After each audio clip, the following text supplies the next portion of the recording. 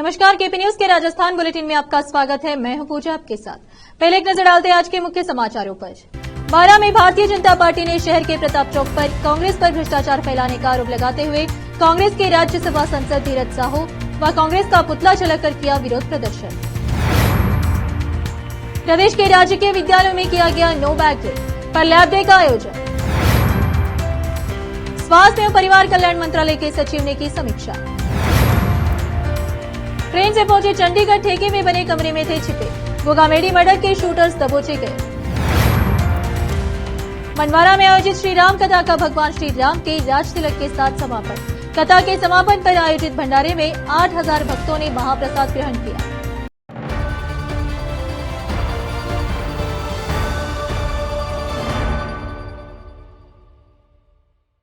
समाचारों का सिलसिला शुरू करते हुए देखते हैं समाचार विस्तार से। बारां में शनिवार को भारतीय जनता पार्टी ने शहर के प्रताप चौक पर कांग्रेस पर देश में भ्रष्टाचार फैलाने का आरोप लगाते हुए कांग्रेस के राज्यसभा सांसद धीरज साहू व कांग्रेस का पुतला जलाकर विरोध प्रदर्शन किया। प्रदर्शन में धीरज साहू मुर्दाबाद और कांग्रेस मुर्दाबाद के नारे लगाए गए। दरअसल पिछले 3 दिनों से झारखंड, छत्तीसगढ़ और ओडिशा में आयकर विभाग द्वारा कांग्रेस के राज्यसभा सांसद धीरज साहू के ठिकानों पर कार्यवाही चल रही है।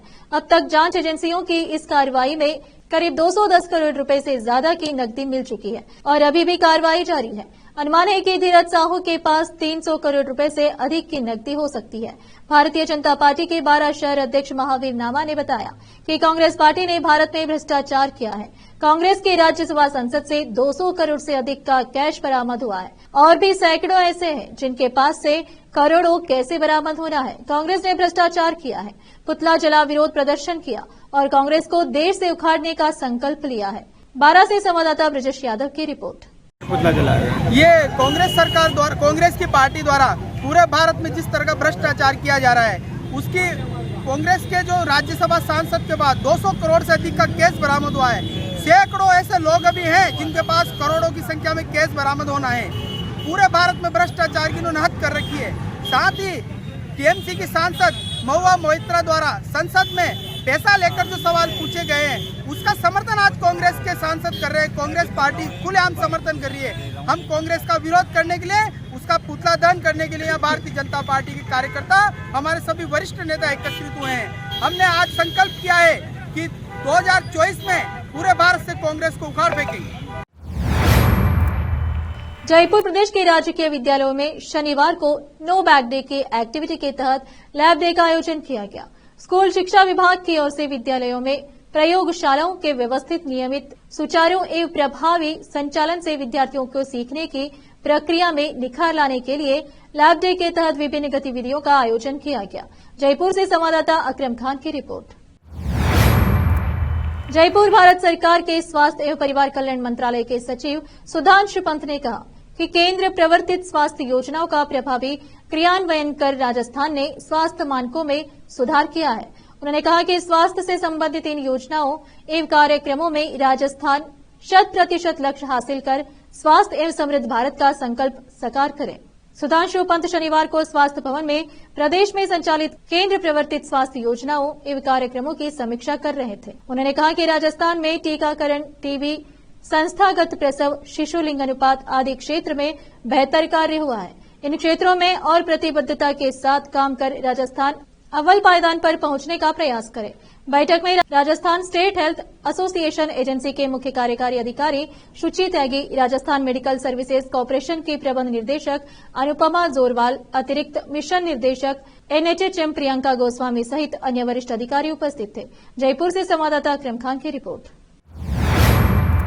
राजस्थान के जयपुर में राष्ट्रीय राजपूत करणी सेना के अध्यक्ष सुखदेव सिंह गोगामेडी की हत्या मामले में नए खुलासे सामने आ रहे हैं। हत्याकांड के दोनों मुख्य आरोपी रोहित राठौड़ और नितिन फौजी की चंडीगढ़ से गिरफ्तारी हुई है। राजस्थान और दिल्ली पुलिस की संयुक्त कार्रवाई में चंडीगढ़ के एक ठेके में बने कमरे के अंदर दोनों शूटर छुपे थे। इससे पहले दोनों बदमाशों को फरार होने में मदद करने वाले रामवीर जाट को भी पुलिस ने शनिवार को गिरफ्तार किया था। रामवीर जाट और नितिन फौजी दोनों दोस्त हैं। हरियाणा के महेंद्रगढ़ में 12वीं क्लास तक दोनों क्लास फेलो थे। सुखदेव सिंह हत्याकांड के बाद आरोपी एक स्कूटी सवार से स्कूटी छीनकर फरार हुए थे। स्कूटी लेकर वह सीधे जयपुर अजमेर रोड स्थित डीसीएम पहुंचे, फिर ऑटो से 200 फीट रोड पहुंचे। वहां बाइक लेकर खड़े रामवीर ने अजमेर रोड पर बगरू के पास बस में उन्हें बिठाया। दोनों वहां से डिडवाना गए, फिर टैक्सी लेकर सुजानगढ़ होते हुए बस से हरियाणा के हिसार पहुंचे। इनपुट मिलने के बाद जयपुर हरियाणा और दिल्ली पुलिस की टीमों ने छापेमारी की। पुलिस को यह भी इनपुट मिला कि बदमाश ट्रेन से चंडीगढ़ पहुंचे हैं। पुलिस की टीम ने वहां पहुंची और सीसीटीवी फुटेज और संदिग्ध ठिकाने चिन्हित किए गए। 200 पुलिसकर्मियों की टीम बनाई गई थी। 1 दर्जन टीमों को रेड करने के लिए बाहर भेजा गया और बाकी से फुटेज में संदिग्ध लोगों की लोकेशन, कॉल डिटेल का एनालिसिस का इनपुट लिया गया। हिसार पहुंची 3 इंस्पेक्टर की टीमों को इनपुट मिलते ही आगे बढ़ा दिया गया और चंडीगढ़ में दोनों को दबोच लिया गया। राजस्थान पुलिस आज प्रेस कॉन्फ्रेंस कर बड़ा खुलासा करेगी। सुखदेव सिंह गोगामेडी की 5 दिसंबर को जयपुर में उनके आवास के बैठक कक्षा में गोली मारकर हत्या कर दी गई थी। इस घटना के एक सीसीटीवी फुटेज में हमलावर गोगामेडी पर गोलियां चलाते दिख रहे थे। पुलिस ने गोली चलाने वाले दोनों आरोपियों की पहचान जयपुर के रोहित राठौड़ और हरियाणा के महेंद्रगढ़ के नितिन फौजी के रूप में की थी और उनकी गिरफ्तारी में मददगार सूचना देने वालों को 5 लाख रुपए नकद इनाम देने की घोषणा की थी। रोकते समाचारों का सिलसिला ब्रेक के लिए, जल्द लौटते हैं ब्रेक के बाद। हिंदुस्तान के हर कोने में हम हैं मौजूद। 24 घंटे हालात पर गहरी नजर, खबरों से जुड़े चुपते सवालात और आपको दिखाता है धार्मिक, सामाजिक, राजनीतिक, लोकल और इंटरनेशनल न्यूज की सबसे बेहतर कवरेज जो आपको रखती है हर पल बाखबर। देश और दुनिया भर की खबर के लिए देखते रहें केपी न्यूज 24/7। ब्रेक के बाद आपका स्वागत है। आइए देखते हैं समाचार। सुल्तानपुर क्षेत्र के मंडवारा कस्बे के बड़े हनुमान मंदिर परिसर में चल रही 9 दिवसीय श्री राम कथा में समापन दिवस पर कथावाचक उज्जैन के संत पंडित दीपक उपाध्याय ने राम राज्याभिषेक का वर्णन कर राम राज्य की व्याख्या की। श्री राम कथा में व्यासपीठ से उपाध्याय ने कहा कि रामचंद्र जी के राज्याभिषेक में समस्त ब्रह्मांड के देवी देवता पधारे थे। सभी ने राम को राजा बनते देखकर अपार हर्ष व्यक्त किया था। उन्होंने राम राज्य की महिमा का बखाना करते हुए बताया कि राम राज्य में किसी भी प्राणी को दुख नहीं था, कोई किसी से बैर भाव नहीं रखता था, असमय मृत्यु नहीं होती थी, सभी प्राणी बहुत सुख से रहते थे। श्री राम कथा में राज्याभिषेक के समय राजा रामचंद्र जी के जयकारों से पूरा पंडाल गुंजायमान हो गया। कार्यक्रम आयोजक चाट परिवार के रामनिवास गुज्जर, महावीर गुज्जर, कन्हैयालाल गुज्जर, राजा राम गुज्जर, चेतन गुज्जर, दिव्यांशु, प्रियांशु, केशव आदि द्वारा आरती उतारकर ए फूल वर्षा कर राम का राज्याभिषेक करने के बाद महाआरती के साथ कथा का समापन हुआ। बाद में उपस्थित सभी भक्तों को प्रसाद वितरण किया गया।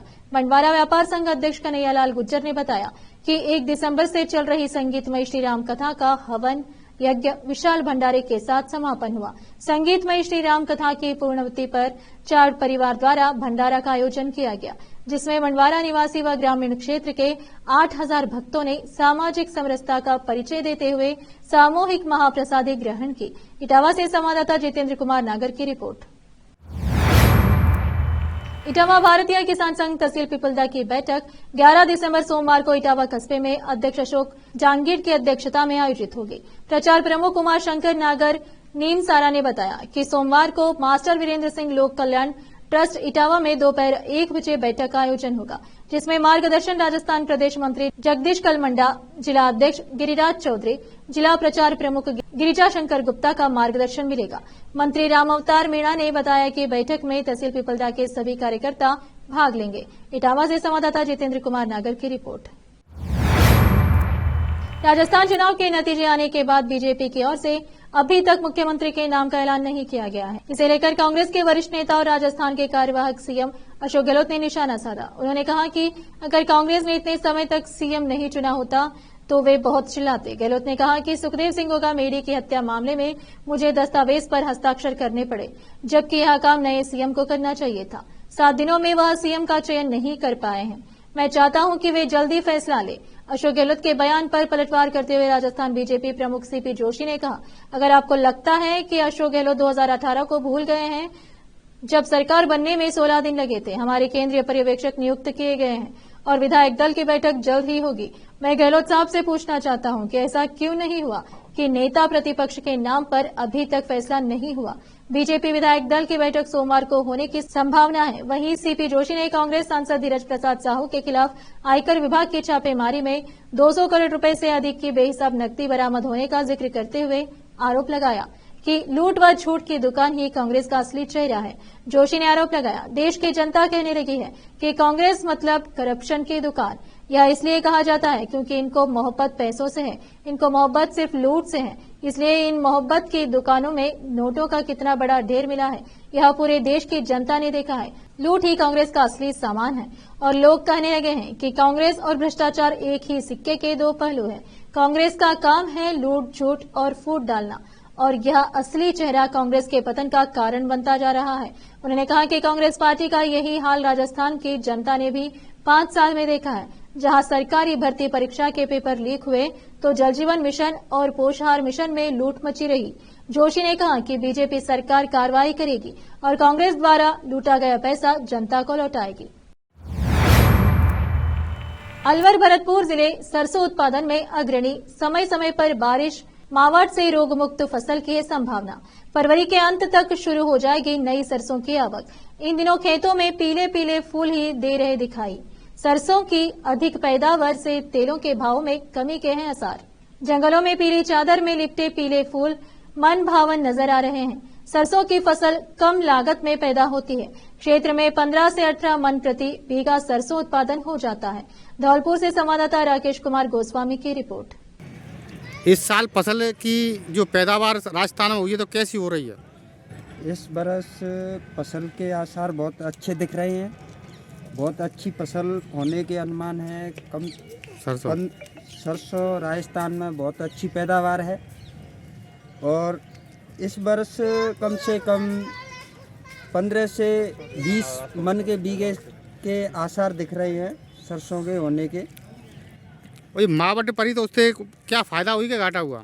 अरे मावट से बहुत अच्छी फ़ायदा हुई है, पानी की बचत हुई है, फसल भी अच्छी दिख रही है अभी मावट के बाद में। अच्छा, आपका क्या नाम है? मेरा नाम कमल किशोर शर्मा है। कहाँ के रहने वाले हो? मैं धौलपुर जिले से सरानी खेड़ा। फिर से एक नजर मुख्य समाचारों पर। 12 में भारतीय जनता पार्टी ने शहर के प्रताप चौक पर कांग्रेस पर भ्रष्टाचार फैलाने का आरोप लगाते हुए कांग्रेस के राज्यसभा सांसद धीरज साहू व कांग्रेस का पुतला जलाकर किया विरोध प्रदर्शन। प्रदेश के राजकीय विद्यालयों में किया गया नो बैग डे पर लैब डे का आयोजन। स्वास्थ्य एवं परिवार कल्याण मंत्रालय के सचिव ने की समीक्षा। ट्रेन से पहुंचे चंडीगढ़, ठेके में बने कमरे में थे छिपे। गोगामेडी मर्डर के शूटर्स दबोचे गए। मनवारा में आयोजित श्री राम कथा का भगवान श्री राम के राज तिलक के साथ समापन। कथा के समापन पर आयोजित भंडारे में 8000 भक्तों ने महाप्रसाद ग्रहण किया।